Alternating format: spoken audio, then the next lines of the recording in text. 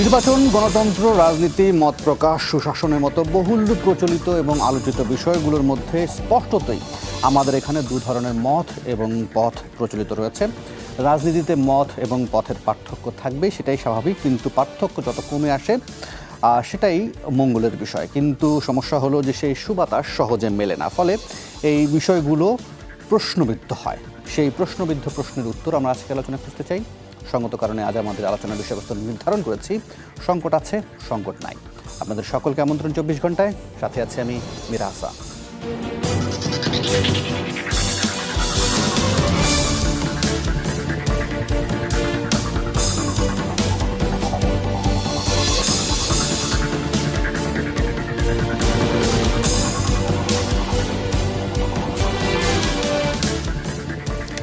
আজ আলোচনার জন্য আমরা একাধিক অতিথিকে আমন্ত্রণ জানিয়েছি। কিছু অতিথি আমাদের স্টুডিওতে আছেন এবং অনলাইনেও যোগ দেবেন। শুরুতেই স্টুডিও থেকে পরিচয় পর্বটা শুরু করতে চাই। আমার ডান পাশে রয়েছেন বিএনপির সাংগঠনিক সম্পাদক সৈয়দ ইমরান সালে প্রিন্স। আপনাকে স্বাগত জানাচ্ছি আমাদের 24 ঘন্টায়। স্বাগত জানাতে চাই জাতীয় পার্টির প্রেসিডিয়াম সদস্য ATU তাজুর রহমান, আপনাকেও। এছাড়াও আশা করছি কিছুক্ষণের মধ্যে আমাদের এই আলোচনায় যোগ দেবেন বাংলাদেশ যুব মহিলা লীগের সাধারণ সম্পাদক অধ্যাপক অপু উকিল। তিনি যোগ দিলেই আমরা তাকে আলোচনায় যোগ করে নেব। আপাতত আপনাদের দুজনকে নিয়ে আলোচনা শুরু করতে চাই। আমি আলোচনাটা শুরু করি সৈয়দ ইমরান সালে প্রিন্স, আপনাকে দিয়ে দুটি মন্তব্য ধরে আলোচনার সূত্রপাত করতে চাই। এক হচ্ছে আপনার দলের মহাসচিব, তিনি একটা সাক্ষাৎকারে বলছেন যে দেশ এখন রাজনৈতিক সরকার চালাচ্ছে না, তাহলে দেশটা চালাচ্ছে কারা, কীভাবে চলছে? এক। দ্বিতীয়ত হচ্ছে আওয়ামী লীগ থেকে এই প্রশ্নটা আসছে। আপনারা যতবারই বলছেন দেশে এক ধরনের রাজনৈতিক সংকট আছে, তারা এটা পিন পয়েন্ট করছেন যে সংকটটা আসলে রাজনীতির ভেতরে না, দেশের ভেতরে না, সংকটটা আসলে বিএনপির ভেতরেই। তাদের নেতৃত্ব বলেন বা তাদের ঐক্যমত বলেন বা সংগঠিত হওয়া বলেন, সবগুলো নিয়েই তারা সংকটে আছে। সেই সংকটটা আসলে অন্য দিক দিয়ে বহিঃপ্রকাশ করার তারা চেষ্টা করছে। কি বলবেন? ধন্যবাদ আজকের এই শোতে আমাকে আমন্ত্রণ জানানোর জন্য, এবং একই সাথে স্টুডিওতে আছেন জনাব তাজ ভাই, জাতীয় পার্টির প্রেসিডিয়ামের সদস্য, এবং দর্শক শ্রোতা যারা দেখছেন এবং শুনছেন তাদের সকলকেই শুভেচ্ছা জানাচ্ছি। তো আপনি প্রথমে বলেছেন যে আমাদের মহাসচিব মির্জা ফখরুল ইসলাম আলমগীর সাহেব বলেছেন যে দেশ কোনো রাজনৈতিক সরকার চালাচ্ছে না।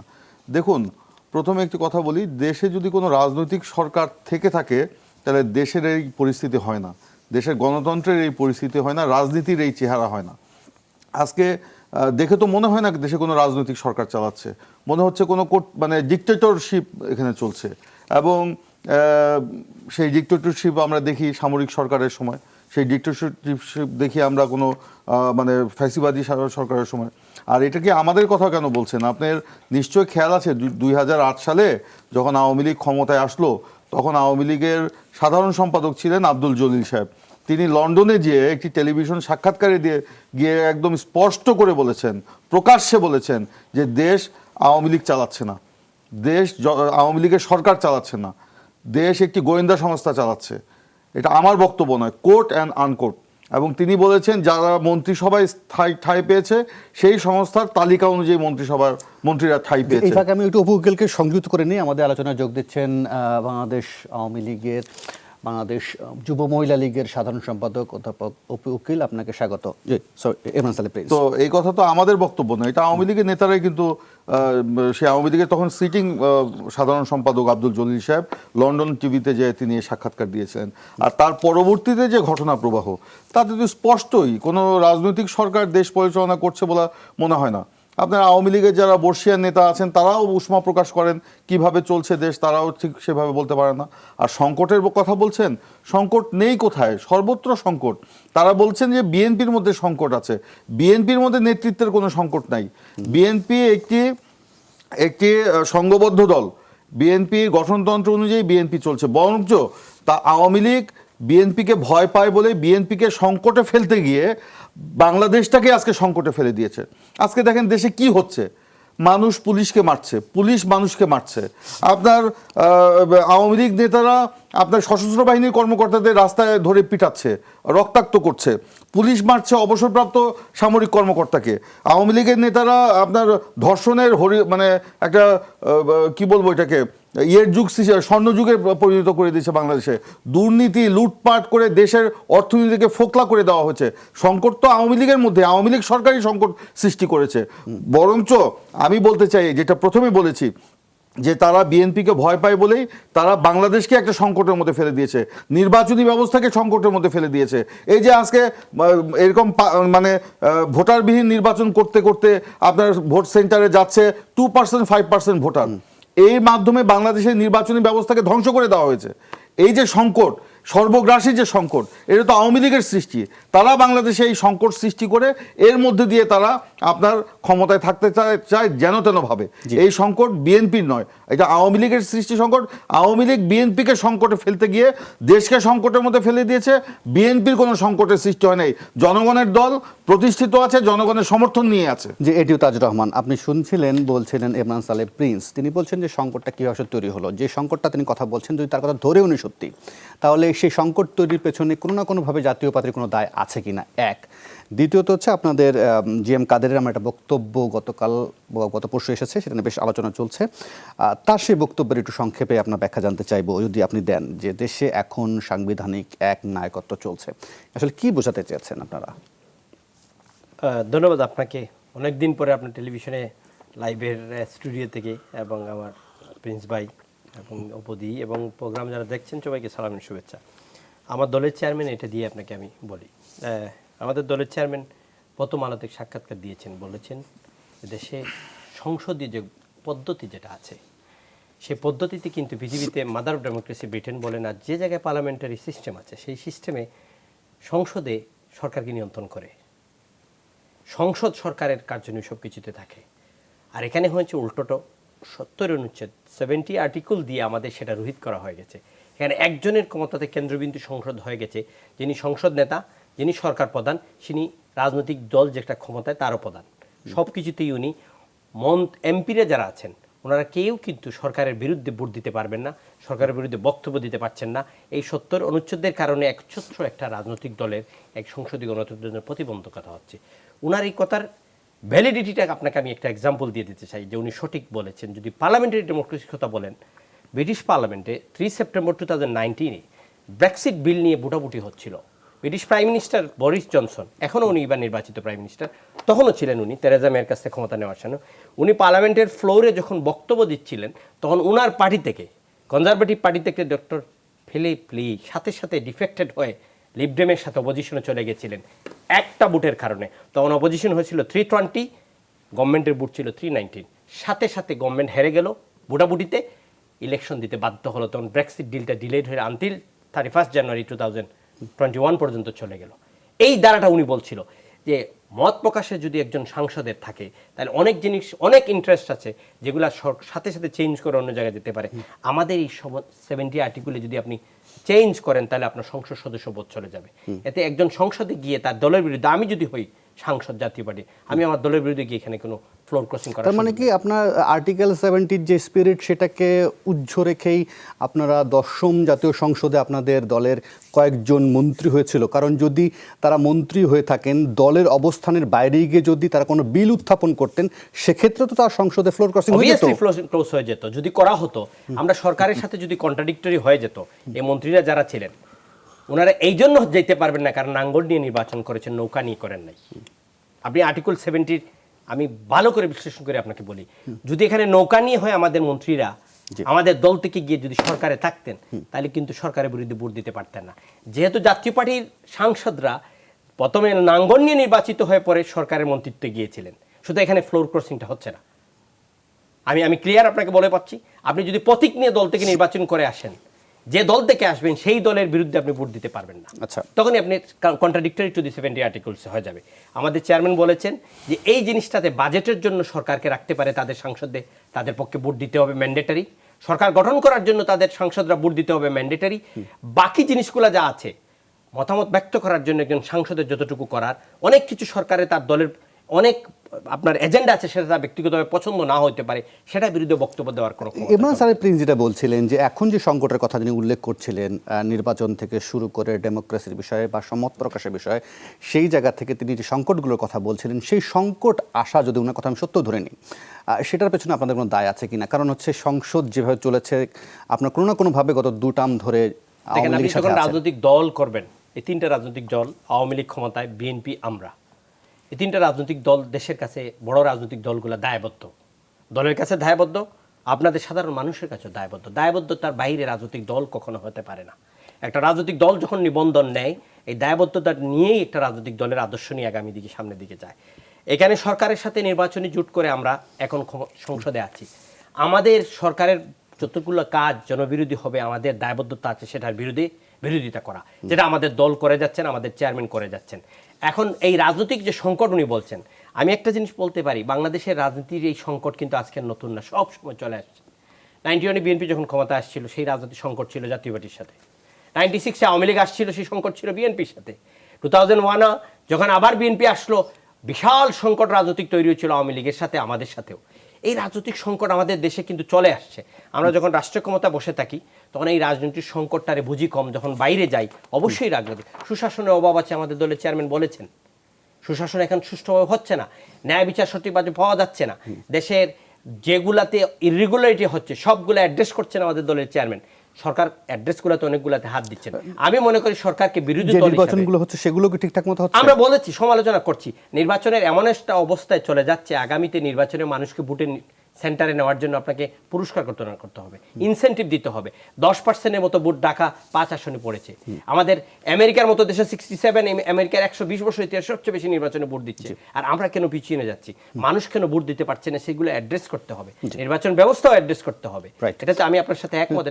অধ্যাপক অপুকিলের আপনি তার বিশ্লেষণটা শুনিনি আপনার কাছ থেকে। অধ্যাপক অপুকিল, আপনি শুনছিলেন না, এটিও তাজ রহমান এবং ইমরান সাহেব প্রিন্স বলছিলেন, তারা একটা জায়গায় বলছিলেন যে নির্বাচনী ব্যবস্থা, ডেমোক্রেসি বলেন, রাজনীতিক মত প্রকাশের স্পেস বলেন, সেই জায়গা থেকে তাদের মোটামুটি এক ধরনের মত পাওয়া যাচ্ছে যে সেগুলো অনেক ধরনের সংকুচিত হয়েছে এবং সেগুলো সংকটের মধ্যে রয়েছে।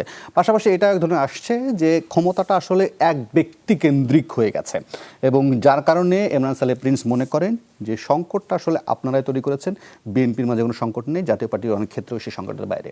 কি বলবেন?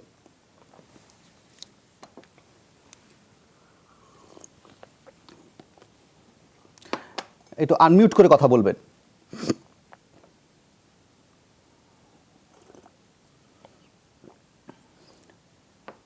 অপু উকিল, আমরা আপনাকে শুনতে পাচ্ছি না। আমরা অপু উকিলকে শুনতে পাচ্ছি না। যাই হোক, আমরা তার কাছে আবারও যাবো। সো ইমরান সাহেব প্রিন্স যেটা বলছিলেন যে এক জায়গায় ক্ষমতা চলে গেছে, এখন দলগুলোর দিকে চেহারা চিন্তা করেন আপনি, বিএনপি বলেন, জাতীয় পার্টি বলেন, আওয়ামী লীগ বলেন, সেগুলো তো সব এক জায়গা থেকে কেন্দ্রীভূত। আপনাদের দলের কথা চিন্তা করেন, সব ডিসিশন তো এক জায়গা থেকেই আসে। দেখুন, এটা কিন্তু সঠিক নয়, এক জায়গা থেকে আসে এই কথা সঠিক নয়। আপনাদের আমি একটু ফিরিয়ে নিতে চাই 91 সালে।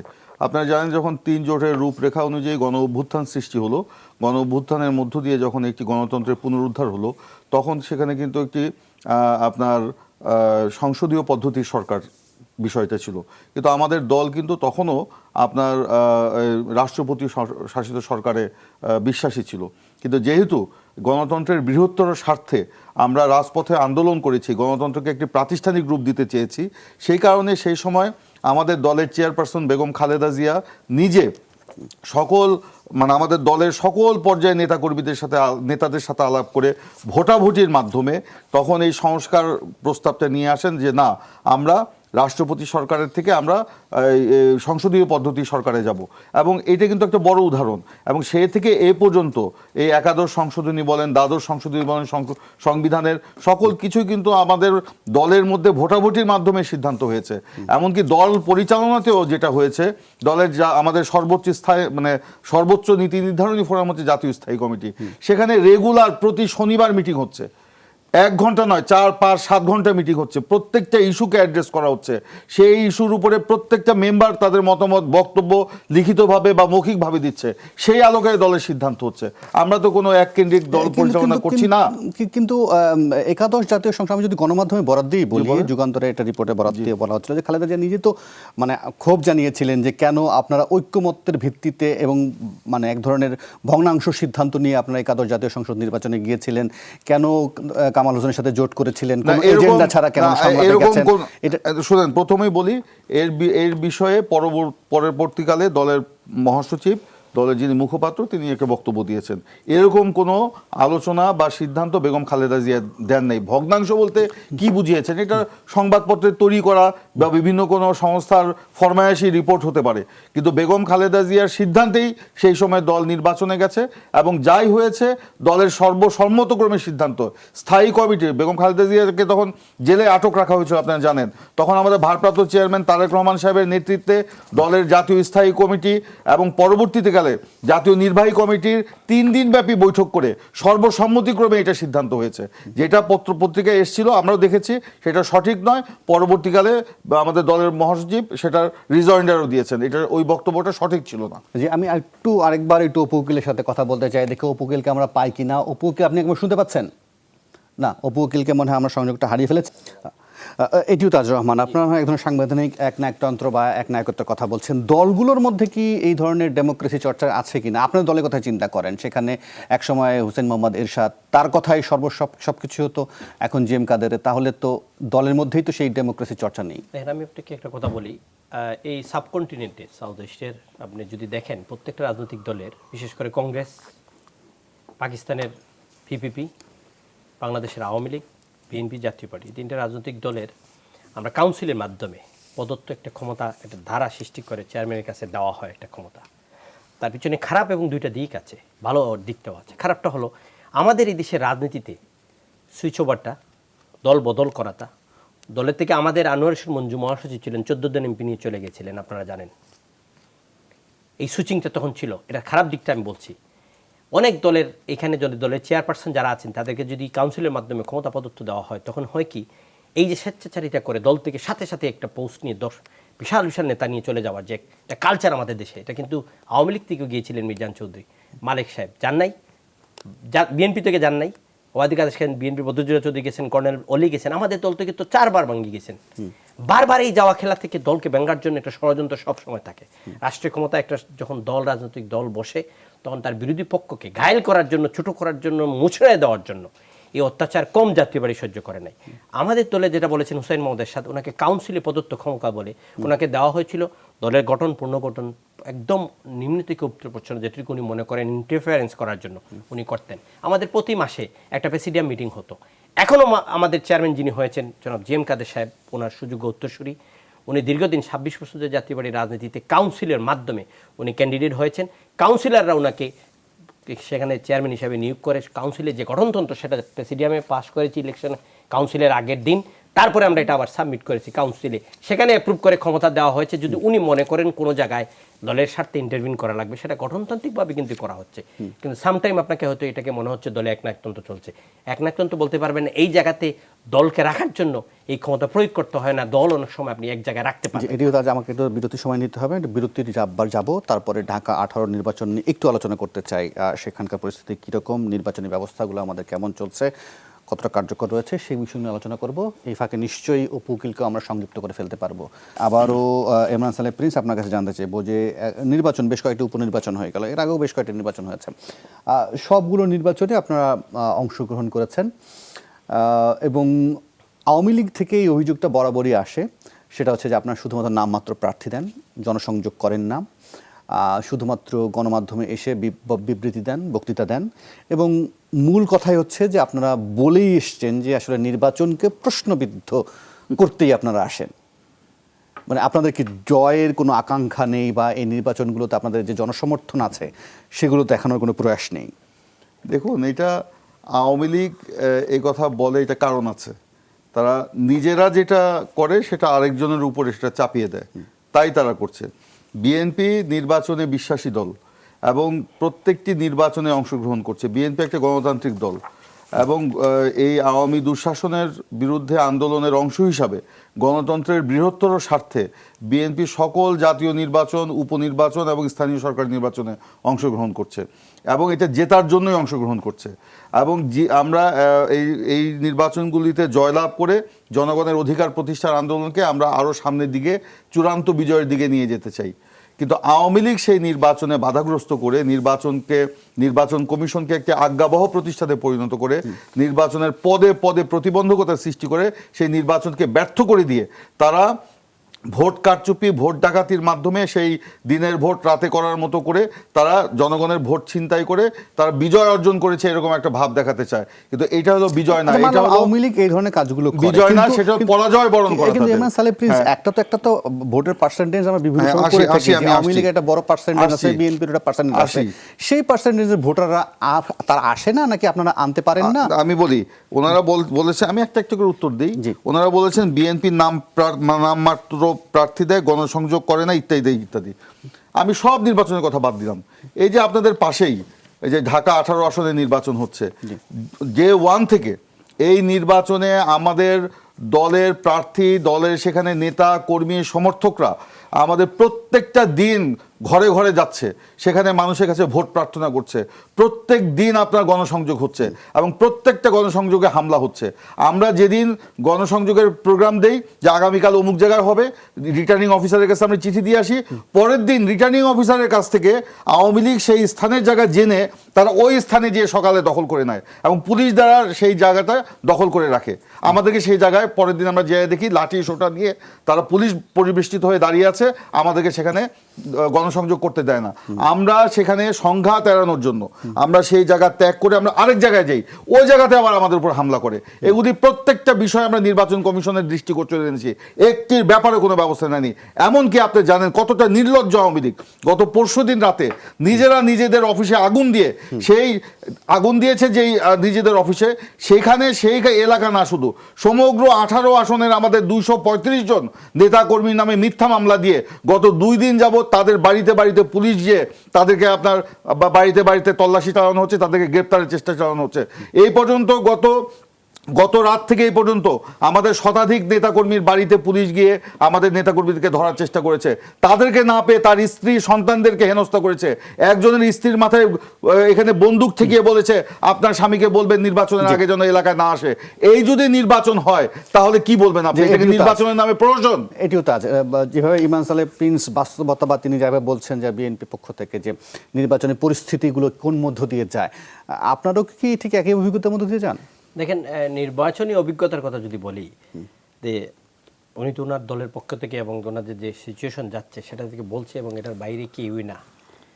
আমাদের দেশের এই নির্বাচনী ব্যবস্থাটা, আপনি যে পার্সেন্টেজটা বললেন, বিশাল একটা পার্সেন্টেজ ছিল। 91-এ বিএনপি ক্ষমতায় যখন আসে তখন আপনার বিএনপি 30.8% ন্যাশনালি ভোট পেয়ে আসছিল, আওয়ামী লীগ পেয়েছিল 30.4। এখন কোথায় নির্বাচনে 10%-এ চলে আসছে। 10% 25% চলে আসছে। কারণটা হলো আমরা নির্বাচন ব্যবস্থাটাকে এমন একটা জায়গায় নিয়ে গেছি, দেখেন এখন বিএনপির ক্যান্ডিডেট যদি 30% বা বিএনপি বা ভোটটা পায়, তাহলে বিএনপির এই ভোটটা যায় না কেন, নির্বাচনে যাচ্ছে না কেন? বিএনপির এরা মনে করে আমাদের নির্বাচনে আসা যাওয়ায় কোনো আসে যায় না, এটা মনে হয় আওয়ামী লীগ নিয়ে নিবে। আওয়ামী লীগের এই 30%-এর মধ্যে ওনারা 15% যাচ্ছে না কেন? যাচ্ছে না, ওনারা মনে করছে যে আমাদের দল যেই যাবে হয়তো বা সে জিতেই আসবে, আমাদের যাওয়ার প্রয়োজনই নেই। এই আর মানুষ মনে করছে আমরা এই মারামারিতে নাই, নির্বাচনগুলো বাদই দেন। এখন নির্বাচনের জন্য মানুষ ইন্টারেস্টেড একদম হচ্ছে না। 10% একটা যদি হতে পারে, আপনার 15%, 21%। ঢাকায় মেয়রাল নির্বাচন হলো, সে জায়গায় 17%, 16% নির্বাচনে ভোট চলে আসছে। এখন আমার কাছে কি মনে হয় জানেন, আরপিও চেঞ্জ করে, আমাদের নির্বাচনী ব্যবস্থা চেঞ্জ করে নির্বাচন কমিশন নিয়ে আসতে হবে যে এত পার্সেন্ট যদি নির্বাচনে ভোট না পড়ে রিকাউন্টিং হবে, রি ইলেকশন এখানে হবে। আপনি কি ডেমোক্রেসিকে যদি ঠিক রাখতে হয়, আপনাকে ভোট দিবে একজন মাত্র, 5 লাখ ভোটের মাঝে মাত্র 49,000 মানুষ ভোট দিয়ে আপনাকে নির্বাচিত করবে, বাকি 4.5 লাখ মানুষের তো মতামত এখানে আসলো না। কিন্তু এই প্রশ্নটা ঠিক আছে, আপনি বলছেন যে ঠিক আছে, গণতন্ত্রের অন্যতম কথা হচ্ছে ভোটাধিকার সংরক্ষণ করা। এখন এই প্রশ্নটাও কিন্তু আসে আপনাদের জন্য যে ধরেন সেই অধিকারটা সংরক্ষণ না করে আপনারা 10ম সংসদে গিয়ে সেই অধিকার হরণের সঙ্গী হয়েছিলেন কেন? শুনেন, আপনাকে একটা কথা বলি, এই যেটাতে আপনি যাবেন, এইটা হরণের শিকার আমরাও হয়েছিলাম। আচ্ছা, আপনারাও? আমরাও কেন হয় নাই? আমাদের নেতাকে নির্বাচন করার অযোগ্য ঘোষণা করেছিল বিএনপি। সেই নির্বাচনটা হয় নাই। তারপরে আমাদের মহাজোট হয়েছিল, আমাদের গিয়ে যোগদান করেছিল মহাজোটের জন্য। নির্বাচনী ব্যবস্থার জন্য জাস্টিস শাহাবুদ্দিন থেকে শুরু করে আমাদের 3 জোটের রূপরেখা কী ছিল, যে নির্বাচন ব্যবস্থার জন্য 3টা দল, আওয়ামী লীগ, বিএনপি, জাতীয় পার্টি, সমানভাবে নির্বাচনে অংশগ্রহণ করবে, সমানভাবে টেলিভিশনে থাকবে। আমাদের দলের নেতা সহ সাবেক রাষ্ট্রপতি হুসাইন মোহাম্মদ এরশাদ সহ সবাইকে কিন্তু নির্বাচনে আগে জেলে দেওয়া হলো। 91 তিন জোটের রূপরেখা এটা ছিল না, না। যদি আমাদেরকে দেলে তো তিন জোটের রূপরেখা এটা ছিল আপনারা না। জেলে দিছেন তো না? দেন আপনারা তো নাই। পতিত স্বৈরাচার ছিলেন তখন। স্বৈরাচারের দাদা স্বৈরাচার বিএনপির ইতিহাস। আপনারা তো দাদার দাদা। আরে ভাই, বিএনপির ইতিহাস ভুলে গেছেন আপনারা। এই সায়দাবাদের জনসভা করতে দেন নাই, পার্টির অফিসে পিটে জাতীয় পার্টির মহাসচিবকে পিটাইয়া কোমর ভেঙে আপনারা ফেলছেন। 9 বছর কোন জায়গায় আমাদের সমাবেশ করতে এইটাই তো দিয়েছেন? পাচ্ছেন এখন। 9 বছর কোন জায়গায় সমাবেশ করতে দিয়েছেন? 91 থেকে 96 পর্যন্ত বিএনপি বলে এখন গণতন্ত্রের কথা। গণতন্ত্রকে গলা জবাই তো তারাই শুরু করেছিল 91 থেকে।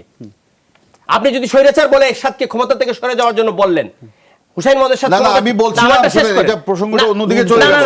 তিন জোটের রূপরেখায় জাতীয় পার্টি ছিল না। আরে আমি ছিল এটা বলছি নাকি আপনারে? না, আপনি বলেছেন। আমি কি বলেছি? আপনি টেপটা রিলে করে দেখেন।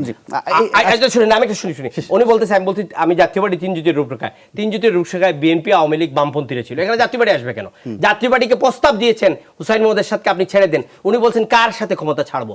আপনারা তখন নিয়ে আসছেন জাস্টিসকে। জাস্টিস শাহাবুদ্দিন এক্সিকিউটিভ প্রধান হয়ে আবার জাস্টিস শাহাবুদ্দিনকে সংবিধান সংশোধন করে আপনারা বিচারপতি হিসাবে ফিরে দিয়েছেন। পৃথিবীর ইতিহাসে কোথাও এটা নাই। দিকে বেশি চলে যাচ্ছে। আমি তো অপু উকিলকে তার বিশ্লেষণটা শুনে নেই। অপু উকিল, আপনি কি এই দফায় আমাকে শুনতে পাচ্ছেন? আমরা একটা আলোচনা করছিলাম যে ভোটের পার্সেন্টেজ এইভাবে কমে গেল কেন?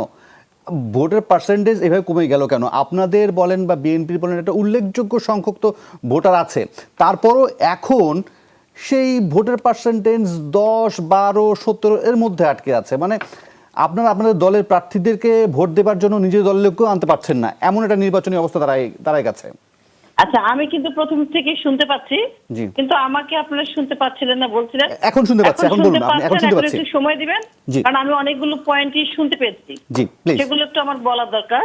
প্রথমত ভোট ব্যবস্থা যেটা বললেন যে ভোটাররা যেতে চায় না, এর জন্য প্রধান দায়ী হচ্ছে বিএনপি।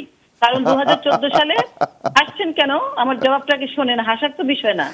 2014 সালে নির্বাচনে না এসে একটি জাতীয় নির্বাচনকে বয়কট করে একটি জাতীয় নির্বাচন ঠেকিয়ে দেবার জন্য নীল নকশা ষড়যন্ত্র করে ভোটারদেরকে হত্যা করার পরিকল্পনা করা হলো। 500-র বেশি ভোট সেন্টার পুড়িয়ে দেওয়া হলো, স্কুল, এবং শত শত ভোটারকে হত্যা করা হলো। হত্যা করে লাশ বাড়িতে দেওয়া হলো। আইন শৃঙ্খলা বাহিনীর সদস্যদের, প্রিজাইডিং অফিসারদেরকে হত্যা করা হলো। বলা হলো ভোট কেন্দ্রে যারা যাবে লাশ হয়ে তারা ফিরবে। এই স্লোগানকে সামনে রেখে তারা ভোট ব্যবস্থা, সেই 2014 যে ভোট, সেই ভোটকে প্রতিহত করতে চেয়েছিল, কিন্তু বাংলাদেশের জনগণ সেটি প্রতিহত করেছে। যদিও তার জন্য হাজার হাজার লক্ষ লক্ষ বা এদেশের জনগণকে পেট্রোল বোমায় পুড়ে মরতে হয়েছে, জীবন দিতে হয়েছে, সাধারণ মানুষকে এবং জাতীয় সম্পদ ধ্বংস হয়েছে।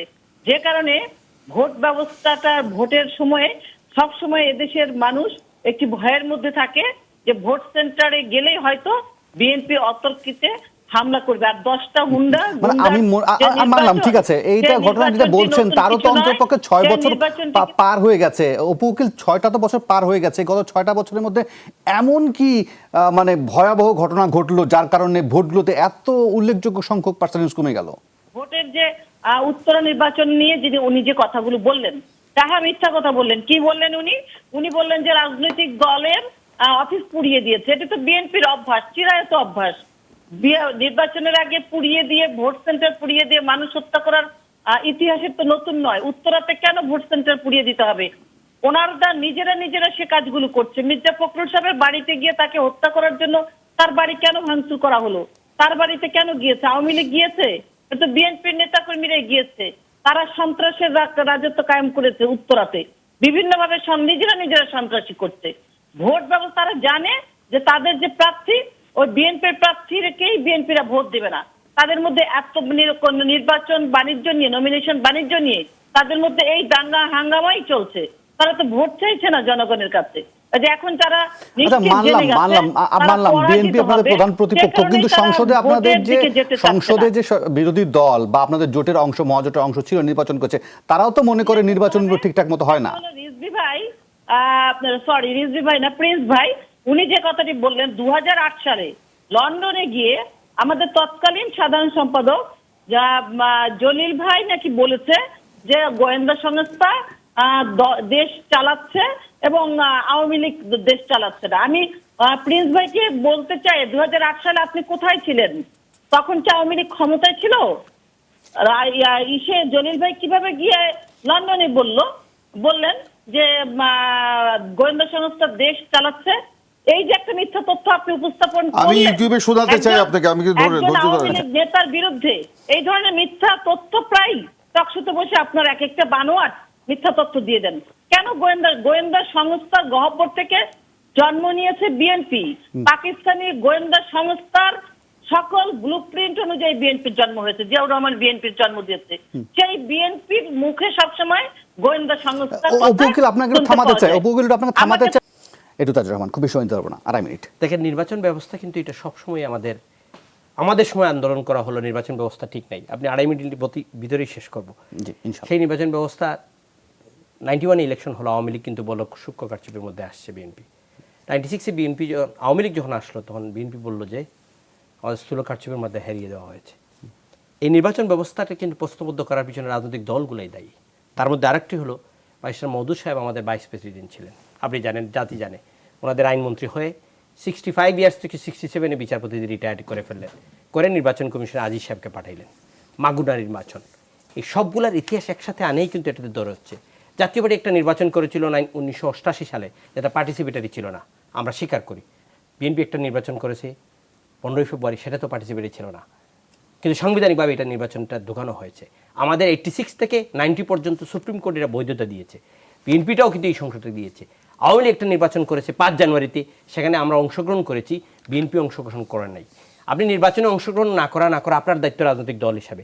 কিন্তু যেটা অবধি বলেন এটার সাথে একমত, আপনি দেশকে অচল করে 18টা ডিস্ট্রিক্ট বাংলাদেশ থেকে আলাদা করে নির্বাচন ব্যবস্থাকে নস্যাৎ করার জন্য ইলেকশন বানচাল করা, কোনো রাজনৈতিক, আওয়ামী লীগেরও এটার কোনো মানুষ এটা ম্যান্ডেট দেয় নাই, বিএনপিকেও দেয় নাই, আমাদেরকেও দেয় নাই, কিন্তু বিএনপি সেটা করেছে।